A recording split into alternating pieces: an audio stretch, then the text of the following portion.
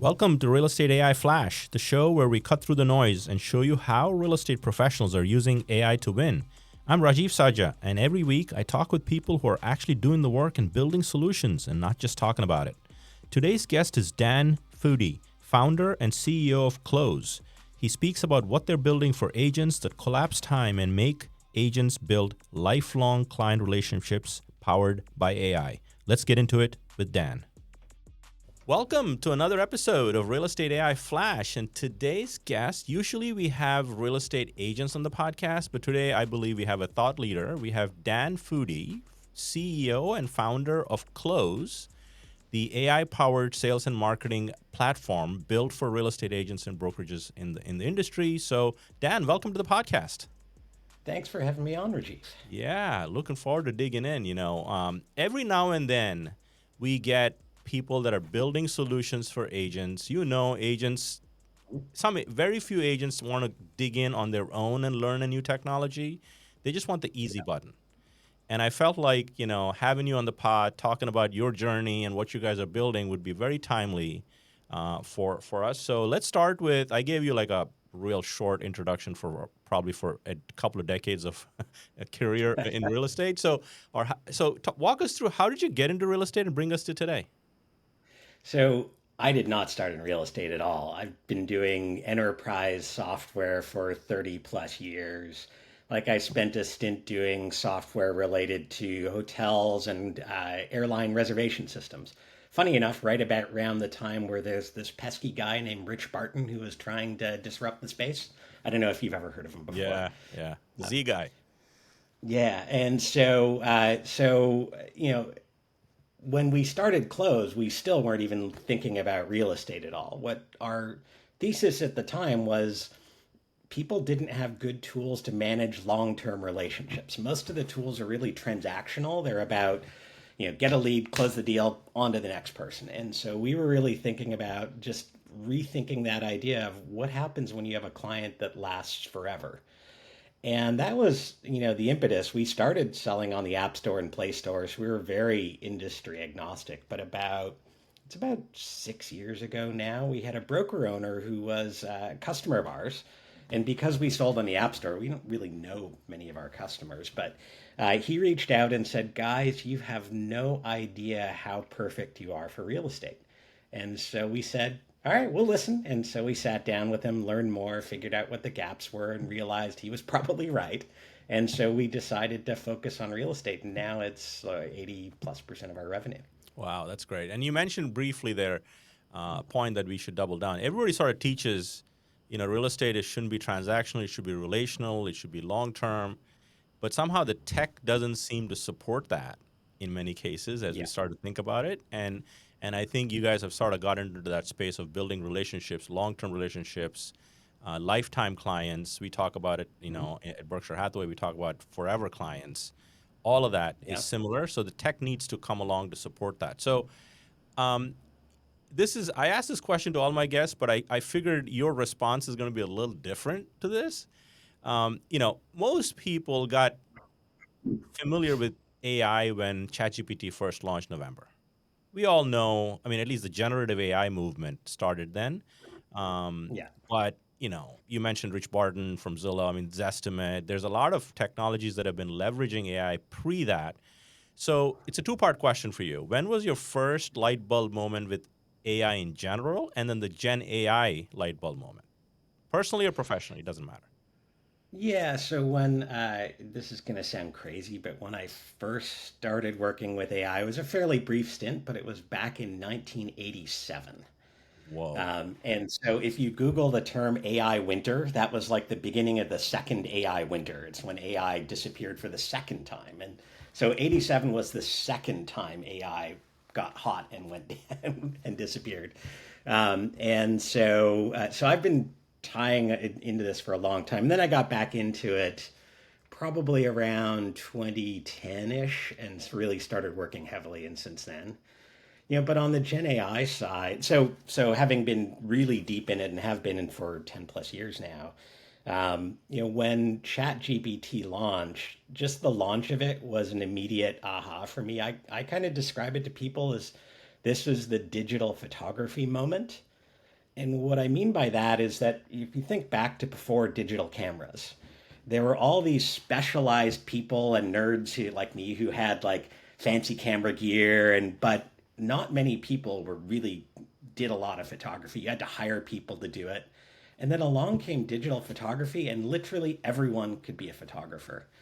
And so the launch of ChatGPT was that realization for me, was it was this digital photography moment, because before that you had to be a real stats nerd techie to be able to do anything with AI. And now anyone could get AI to do stuff for them. And so it's that transformation. But I think the interesting thing about, if you take the lessons from the digital photography world, there was another thing that happened then. What happened was that it actually switched the market into sort of two levels. And so the people who made their living doing bad photography essentially disappeared and had to find new jobs. But the people who were good at it, they became 10x better at it with digital photography. And then everyone could be a photographer. So there's those kind of three things. And I think we're going to see the same happening in real estate, that it's for the people who are good at it and want to apply themselves, it's going to make you 10 times better. But if your goal is to never talk to a client, the robots are going to win and you're going to be out of a job. Yeah, no, that's a great analogy. I feel like as I talk to agents and thought leaders around the country and at conferences and conventions, most people are using AI to sort of do some tasks that they don't feel like they can do or can save time. Collapsing time seems to be the starting point for a lot of agents using Gen AI tools like ChatGPT, Gemini, Claude, etc. But to your point, it's not just replacing the task; it's elevating the output of the task, also, right?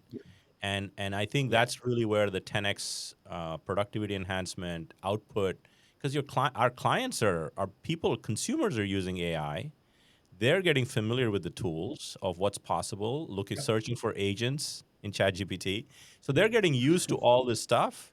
So I think as an industry and everybody listening, we all need to evolve and we need to have our journey of learning and getting better and embracing the right tool set. So it's a good takeaway. Digital photography. Nobody's ever used that analogy. That's a very, very good analogy. And so Glad to you bring something new to the podcast there, after so there you many go. episodes. Well, you always are going to build something new. I know, Dan. So let's kind of get into, um, most agents are starting to use AI at some level with the variety of tools. I built some custom GPTs for real estate agents to write listing descriptions, listing appointments, social captions, all that stuff. But at the end of Yep. the day, they work with their CRM, their clients, which is really their bread and butter. Let's talk about how you, I guess, evolved Cloze and leveraging AI as part of that to help agents make good decisions and timely decisions to build that lifelong client relationship. Yeah, so when we started doing AI, and this is, almost 10 years, actually more than 10 years ago now, a lot of the things were to really help identify opportunities for agents and offload them from some of the common tasks that people hate.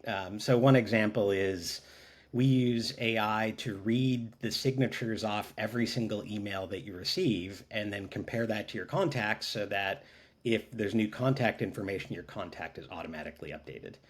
And I'm going to guess that amongst your listeners here, no one really likes manually updating contact information. So That's fair, it's a 100%. common thing. Yeah. But that was kind of one of the early ones that we did. We have a whole bunch of other ones that are really about who should be focusing on what you should be doing. But as we got deeper into it, we started to find opportunities to just catch the things people missed. So, for example, one of the AIs looks for when clients give you action items. So they say, I need your feedback on the offer letter by next Tuesday. It figures that out, automatically adds it to your agenda. It turns out we also have one that does the opposite, because a lot of people promise things and they forget what they promised. Like, I will get you that document by Wednesday. And so we have an AI model that detects the things you promise people and make sure you keep your promises as well. And so these are kind of examples of where we started using it to really make sure people were on top of everything they had to get done, all the items, get rid of the basics. But I think at the time in those early years, you didn't have the way to be able to help people then go the next mile and actually create the content, create the responses and things like that. And that's where Gen AI is as the first level starts to hit is that, and you mentioned that, right? Which is the idea of I can use it to craft a response to a client, design a listing description, and all those things. And I think that's kind of where a lot of people are. There's a lot of vision and dreams of where AI is going to go next that is much going much further than that, kind of combining those two where AI can do things outbound for you. It can actually, you can tell it, go talk to the local municipality and get a document from them. And so I think we're still a ways from that being reality, but this is the direction that I think is the next piece where you connect all of those dots together. Oh yeah, 100%. I think and as you, it's probably the first technology, at least in my lifetime. I'd love to hear your thoughts, Dan. That this is growing at such an exponential pace. I have never seen a tech grow at such an exponential pace. I mean, I think when I got my first iPhone in 2004, iPhone 4, you couldn't even download apps for the first 8 months. What you saw is what you got. And Yep. and look at iPhone 17, which just got released last week, and that took a good 20 years to get to iPhone 17. I feel like we're with AI in 2 years, we're almost at iPhone 17, and that's crazy the speed of innovation. So the point I was making was most people start with ChatGPT, AI tools to kind of almost replace Google. Just ask Mm-hmm. questions, get a Yeah. response, human-like response. And then you go to custom chats that are trained for certain things. Like I have a Mhm. trained chat for all the marketing I do for my podcast. And then you So go to, my co-founder has a really funny one. He calls it Jargon Slayer, and it's trained to simplify paragraphs there and you make go. them easier. Yeah, exactly. So custom chats. And then you could build for repetitive tasks, you build custom GPTs. And then you go Yep. to AI agents that basically work autonomously and at very minimal human input to do the things that you need to do to connect the dots to your point, right? And I think we're all on that journey. And I agree. I think we're already starting to see a agentic workforce at some level, and I think this time next year we'll start to see them fully embedded in many companies Yeah. some level. And I'm going to be a little bit contrarian on that point in Please. some senses because I think a lot of the hype around agents that can operate themselves is dependent on the technology continuing to evolve at the same pace it has evolved, Yeah. and getting towards what they call AGI, artificial general intelligence. And I think now, just in the last couple of months, people have realized that that's not going to happen for decades still. Yeah. And so if you think about like the evolution of GPT-4 to GPT-5, it's a little better. And yet OpenAI is going to lose, not spend, lose over $100 billion in the next 5 years. And so I think we're hitting, the technology is amazing already, but we're hitting a bit of a plateau. And so I think the way we have to think about it is different than just assuming it's going to solve all the problems. Like, and the big example I give there is what people call hallucinations, which Yeah. is you just make stuff up, right? And we've all seen, especially Google, make stuff up all the time. And I think there's been a belief that that problem is going to be solved, and it's not looking like it is. So when we did, so the challenge in designing agents as we get into the next year and the next 2, 3, 4, 5 is really going to be around keeping these things on the rails, keeping them making decisions that are real and not making stuff up. And I think a lot of people had assumed that wouldn't be a problem, that the technology will just keep going. I think it's going to continue to be one of the biggest problems, in fact, of these 100%. I agents. think I think you I think we're at a time, at least for the next year or two minimum, that human in the loop. I always talk about human in the loop for Yeah. anything you're building. And second point is, I mean, I think the way you reduce hallucinations is you put guardrails around and really have them use proven, trusted sources for your data. It's maybe a company data. For an example, I was talking about to a marketer the other day, and You want to write a blog every week. Let's just call that as a cadence. Feeding AI with all of the articles you've written up to this point for trends and feeding your ICP, ideal client profile, all of the data. But if you just ask it to write a blog, it's just going to be AI generic, hallucination, all of that stuff. So there's a lot of learning and steps we all have to take as an industry for us to evolve to a point where agents are actually effective. Well, I think there's two other things. Like agents still hallucinate when you feed it all of the information that you want it to. They still make stuff up, not at the same rate, Yeah. but but they're like your most eager assistant, just out of college who wants to get the boss some answers, and they'll do it no matter what if the information that isn't there doesn't let them answer the question well. The other thing that is most people don't understand the impact of is what's called the context window Yeah. in AI. And so the context window is so just stepping back for a moment, AI doesn't learn. It has no ability to learn stuff. And so that's the big thing that isn't obvious is AI can't learn anything. All it can do is remember. And the idea of remembering is this context window, which is it will keep the last, you know, let's say 100 pages, 200 pages of information you feed it. But if stuff rolls off the end of that, it's completely forgotten like it never happened.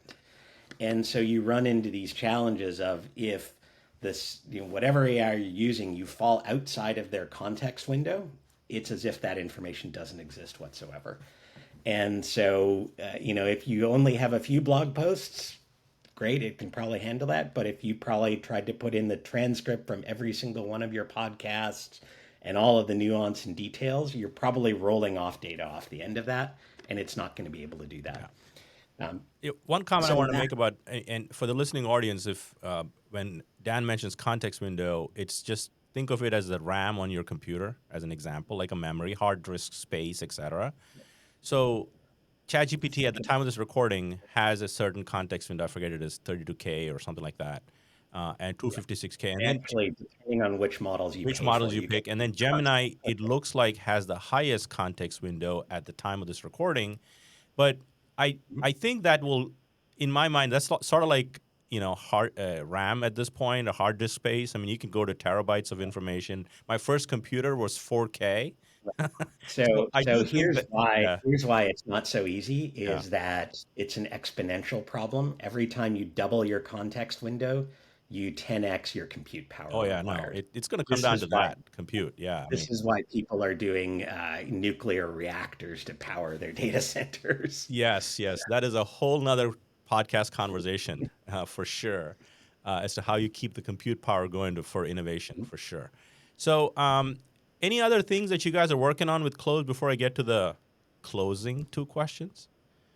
Well, so yeah, I mean, a lot of the things we're doing is continuing to evolve in that. So evolve in these worlds of helping people out.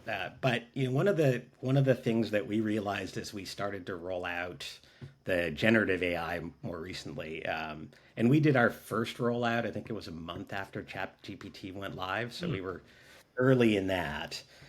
It's that if you take your agent base of a brokerage, you've got a lot of different skill sets there. You Yeah. have some agents who can easily adopt this stuff, and some that writing a prompt is like pulling teeth.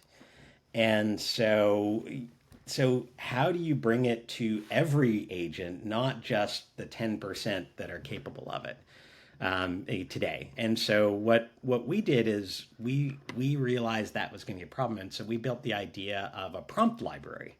So agents who really know this stuff are engaged in it, or marketing teams can actually build prompts that they've tested and they know work, and then any agent can just use those based on the situation they have. So it gets rid of that. It helps even your most AI illiterate people take advantage of it, Yeah. instead of having them be able to craft a perfect prompt. Yeah, no, no, definitely. I think prompt fluency is a skill that not everybody's going to learn, but you're making and I think the point also is important to double down on is all the tech that we're seeing now. At least it's early, with you guys obviously, um, probably leading a little bit in the industry of creating AI tools that are coming closer to the tech that they're already using. Like we recently Yep. launched Gemini for Google Workspace, which is we're a Google Workspace company. And just the stuff that you could do with Gemini inside a Google Workspace is just fascinating, right? At many levels, right? Not By just, the way, there's a really interesting. So this is also going to be a boon for hackers. yeah, There was a really interesting research. White hat hackers. So it's guys who try and find these flaws. yeah. What they found they could do is they could inject prompts into meeting invites. And so they could send you a meeting invite and then tell, I think the one that they tested was they send you a meeting invite that says the next time you say thank you to someone, delete all of their calendar entries. And it's there's a lot of interesting problems Oh as yeah, well as yeah, for power sure. here. So Yeah. So make sure you don't accept meeting invites from anyone that you don't know anything about and double test it. But yeah, but yeah, I get it. I mean, I think with any even with the smartphone invention of the smartphone, there's so many you can hack the phone. I remember having an Android phone for a little while, and I used to just hack it and do install stuff on it that probably yep. would cause a lot of problems. So I think your point is well taken that any transformative tech is going to have problems that we need to make sure we're sort of planning for and doing all the things right versus just jumping in with head first mentality. Yeah, So, there's a lot of ways to use because AI is unpredictable. There's a lot of ways to convince it to do things that it shouldn't be doing, like send information to someone else and things like that. oh That yeah, for that sure, for sure. shouldn't have. Cool. So, we could talk all day about AI stuff and the evolution of the platform. So, the audience, I'd love for you. You come from a very unique perspective.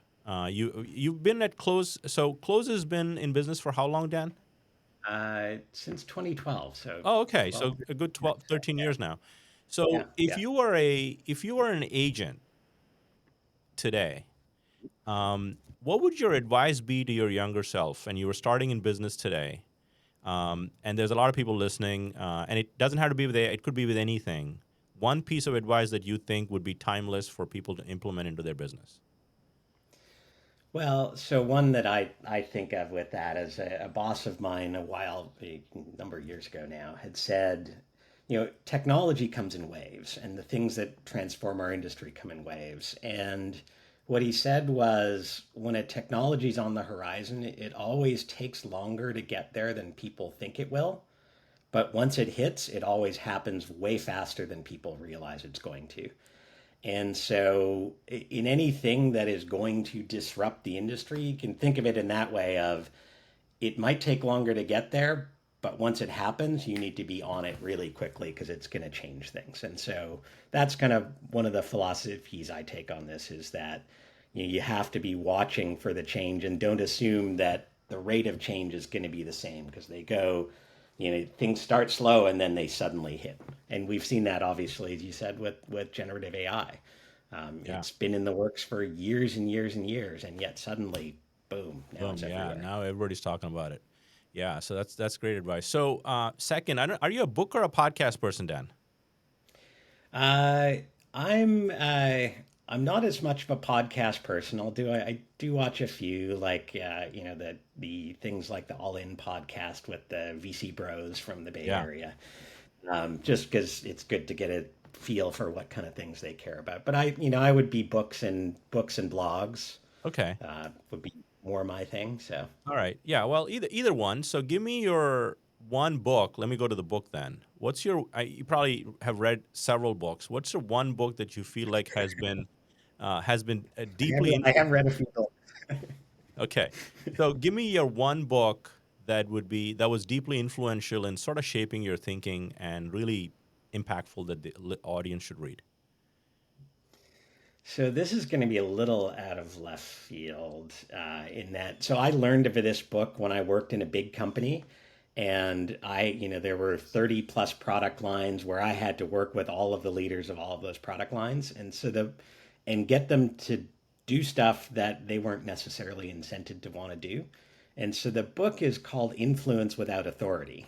Mm, And so it inside a big organization, it's actually a really useful tool. But as I was thinking about it, for agents, and here's my pitch on why it's useful for agents, Yeah. which is when we talk about clients, we talk about things like Ford, right? Family, occupation, recreation, dreams, the things that drive them. What this book is, it's the equivalent about how to diagnose the way to get people to do what you want, but within your organization, how to get your manager, how to get your marketing team, how to get your transaction coordinators to do what you want.